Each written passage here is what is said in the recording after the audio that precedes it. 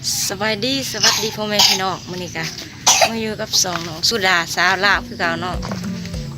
มื้อนี้น้องสุดาสิไปร้านค้าเนาะพาเพิ่นไปซื้อขนมนี่แหละพาร้านไปซื้อขนมเนาะเพราะว่าเฮาต้องใส่ผ้าปิดปากไปเนาะเพราะว่ามีตำรวจหรือว่าทหารเพิ่นยามอยู่ปากทางนะพี่น้องเพราะว่าบ่ให้คนอื่นเพิ่นเข้ามาเนาะคนบ้านตัวเองเขาออกได้อยู่แต่ว่าพวกใกล้ๆเนาะหรือสิ่งสิ่งของในบ้านท่านนี้ได้เขาออกจากเฮือนต้องใส่อันนี้ไปพี่น้องเขาต้องตั้งอันนั้นยามอยู่ในปากทางพี่น้องคือว่าเขากันลูกนี่นะพี่น้องไปเบิ่งกันเนาะพี่น้องเนาะไปเบิ่งกันพี่น้องมีบอลปุ่นแหละออกจากบ้านเพื่อนบอกเคยเพื่อนน้องสุดาเพื่อนปูเพื่อนยาไหนเนาะแต่สิพวกใกล้ดอกพี่น้องถ้าสิเฮ็ดกระตูกันไว้พักแน่เพื่อนพี่น้องอย่ามาเลยอย่า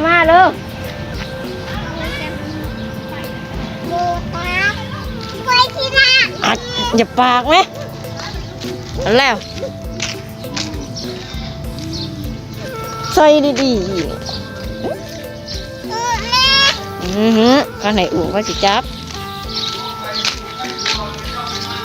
นี่พักกัดเลยพี่น้อง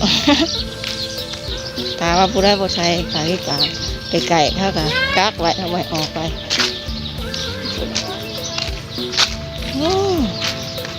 หลอดแล้วเด้อ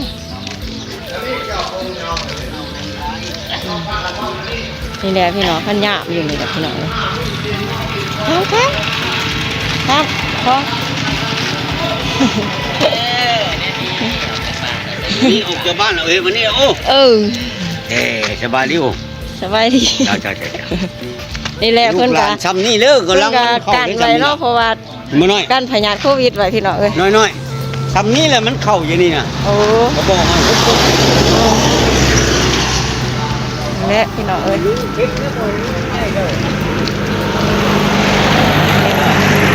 พิ่นกันไว้ข้างในเพราะว่าถ้าว่าผมมีขาผิดบาคนกักคนนี้คนติดแล้วหาอีกพี่น้องเลย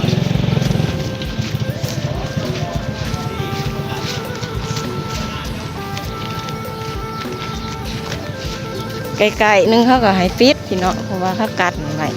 คักแนวกันเนาะทางบ้านสวรรค์ดงมะแง่ไปได้นี่หลานค่ะที่ซื้ออีช่างบ่เอาแนวแพงเด้อบ่มีเงินห่านเว้ยไปสิบ่พาจะมาอีกแล้วเด้อจะบอกจะได้สิซื้อใครฮะ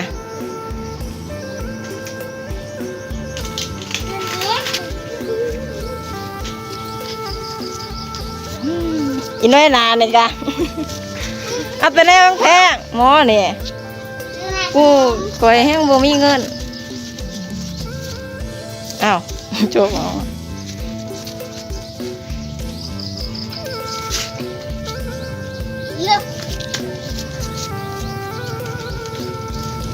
นี่แหละร้านค้าเพื่อนพี่น้องไกลๆอยู่ในกะแม่ค้าเพื่อนเนาะ นี่แหละแม่ค้าเพื่อนกะเป็นผู้สาวแหละพี่น้องสาวลาวเฮาไปเมื่อ